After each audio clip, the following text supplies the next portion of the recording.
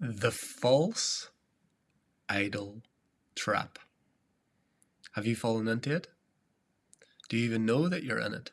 Today we're going to share about the false idol trap, and we're going to share maybe a different perspective around it and looking at the possibility that it's much deeper than what we've come to understand, what we've come to understand.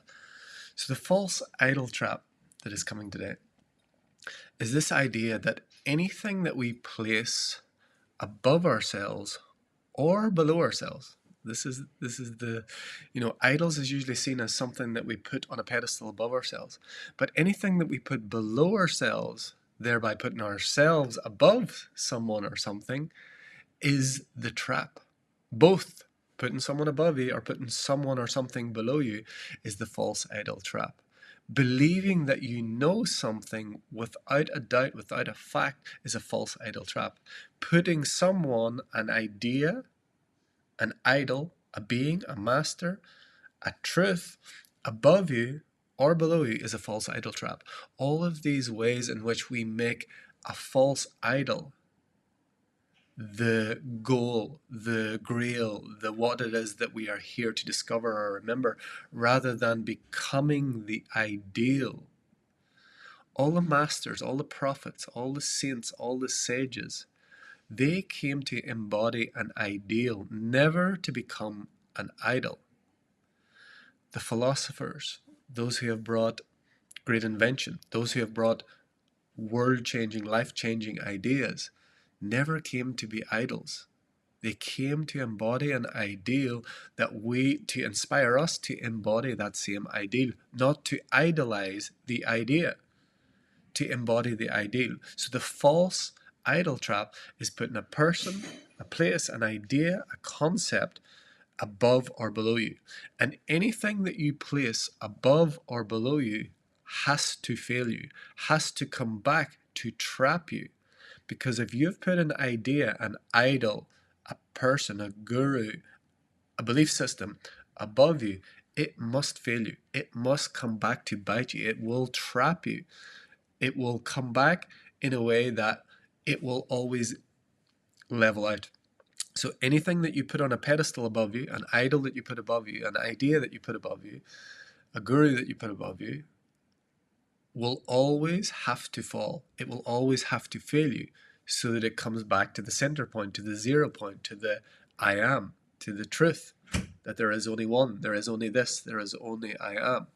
And anything that you put below you, this is the other subtle point that most people don't get, must come back to rise above. It must come back to be something that you will see rising up to meet you. Where you have falsely put yourself above someone or something will always fail you and come back to find you. And this is the false idol trap. This is the way in which life always balances itself. So if you put something or someone above yourself, or something or someone below yourself, it will always come back to fail you, to find you, to remember why you have come here. Wow, did you see that orb? See that orb just coming? So, and this is the subtle thing, is how can this happen? It has to happen. It is law.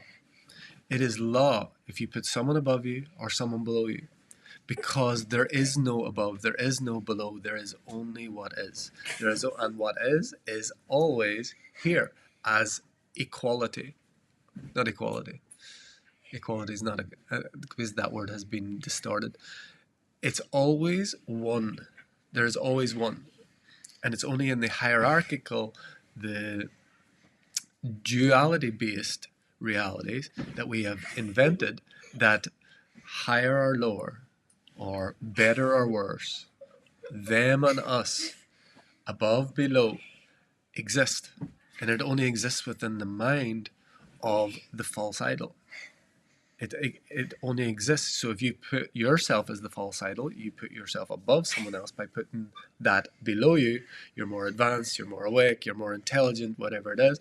Or you put the false idol onto someone else or something else that's more advanced than me, they're better than me, they're more beautiful than me, whatever it happens to be, they will always come back to center, always come back to clarity, always come back to here.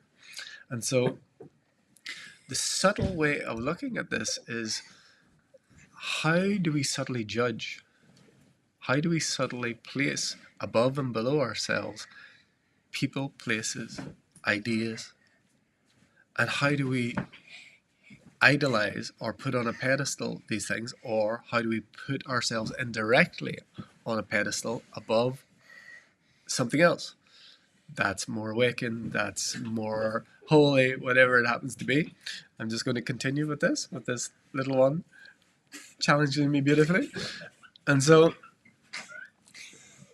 it's very subtle, and I realized today that judgment is so much built into the dual system. Judgment is so much built into, we're programmed from birth, we're put into levels of better, of higher, of lower, through the indoctrination, the child prison system, also known as education. There's levels, there's testing, there's better, there's worse. The religions, the class system, the caste system, all of these things seek to separate, seek to put some above and some below. But it will always fail you, and it will always find you. What you put above you will always fail you, and it will always fall to meet you, the false idea that you put it above you, and what you put below you, artificially putting yourself above it, will always come back to find you, coming back to center, coming back to the middle way, coming back to that space of no thing, where there's no separation, there's no above, there's no below. And so sometimes when you place someone above you, it's more obvious. We idolize gurus, we idolize celebrities, we idolize those who are more awakened or more evolved. But what might not be so obvious is where we really put people below us, where we put people in a lower state by subtly judging them, by subtly saying they're less evolved, by subtly saying, they're less intelligent, they're less holy, that judgment is a trap. And so you make yourself the false idol, and that idea has to come back to find you. From the false place below you that you put it, it has to come back to find you in the center place where the truth is, where there is no separation, there's no above, there's no below. And then in practicality, how do we live? How do we live in this way? Because we can draw inspiration by those who embody qualities that we have yet to embody. Not that we do not have, but those qualities that we have yet to embody. They can be inspired. They can be inspired through others. They can be inspired through beings who have embodied certain aspects at different times to us. So how do we be inspired by those who have embodied qualities that we are still longing to express without idolizing them, without putting them on without creating the trap of putting them on a pedestal above us? We embody the ideal, not the idol, not the being. Whenever we idolize the false idol, that's the trap. We embody the ideal.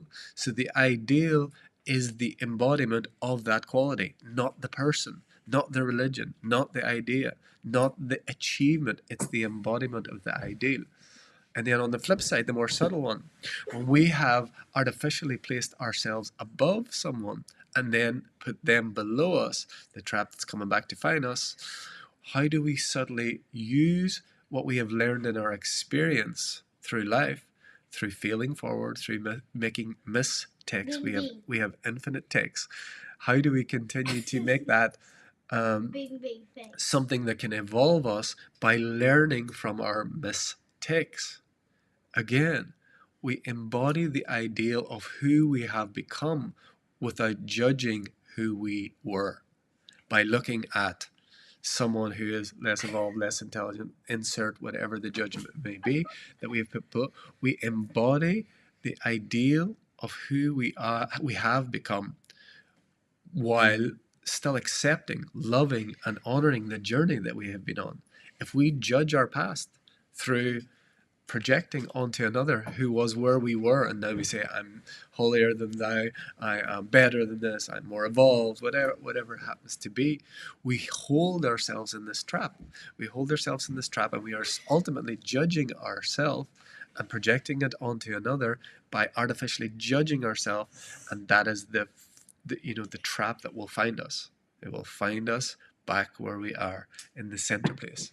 So we can draw inspiration for those who embody qualities that we have yet to embody, without putting them on a pedestal, without making them an idol, by embodying the ideal. And we can learn from our past, learn from our experience, without judging ourselves. We judge ourselves. This is how another way, a false idol trap, is by judging our past, by judging our mistakes, by punishing ourselves for our supposed mistakes, or by projecting that onto another, a group, an idea, a belief system that we put below ourselves. Now, I'm more advanced than that. I'm further on than that. I've been through that. How many times, if you're on the spiritual journey, you've say that I've already dealt with that. That's someone else's problem. So we can embody the ideal that we have become without judging who we were. What has come before, we never need to judge it. We never need to punish. We never need to say that it was wrong.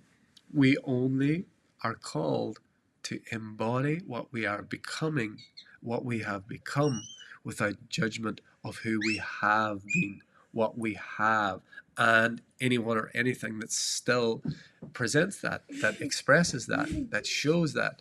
So we can learn from our perceived past without judgment, and we can be inspired and motivated and called by our perceived future without idolizing anyone or anything that is already expressing that. So the false ego trap, or the false idol trap, is always by putting someone or something above ourselves, or someone or something below ourselves. And in every case, it's a trap. It's the trap that will always fail us by bringing our idols, these perceived idols, down off the pedestal we've placed them on, or it will come in the form of finding ourselves back where we were judging, finding ourselves as those we have judged in the past, or judged ourselves or others. That will find us. It will find us by, life has an amazing way of finding you where you are. Finding you really where you are, not what you project, not what you put on social media. It'll find you where you are, and if you have artificially put yourself above someone, it will always find you.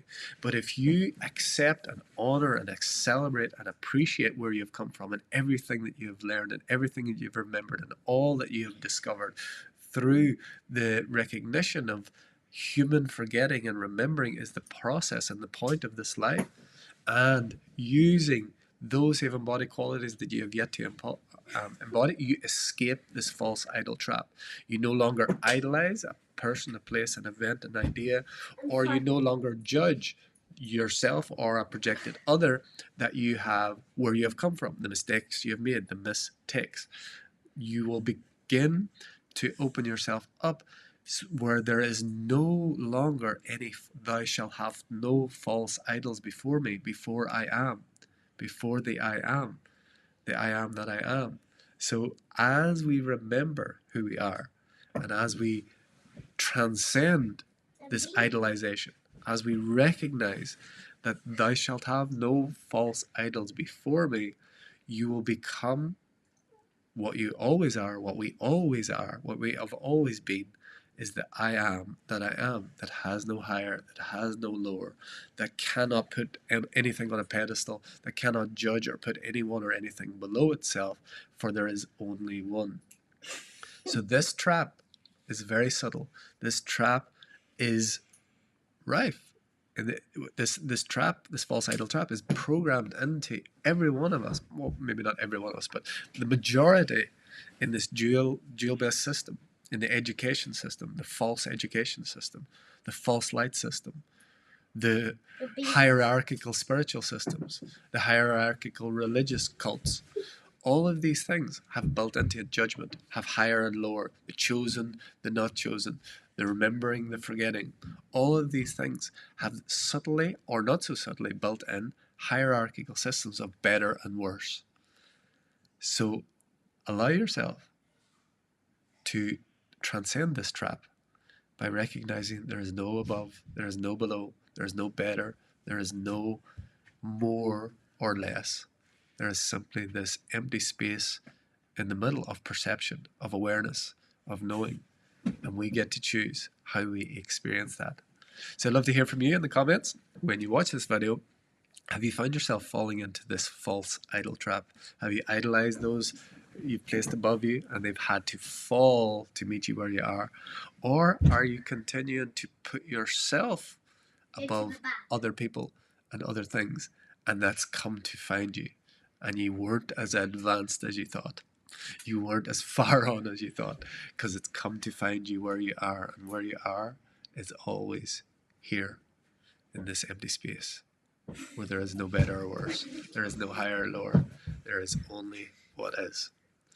So if you are ready to step out of this false idol trap, and you are ready to fall into the place of the heart where there is no trap, where there is no better or worse, there is no us and them, there is just one heart, the earth, the heart, the truth, love is one. Go to heartleader.love. And until next time, from my heart to yours, the divine in me sees, loves, and honors the divine in you. Namaste. We are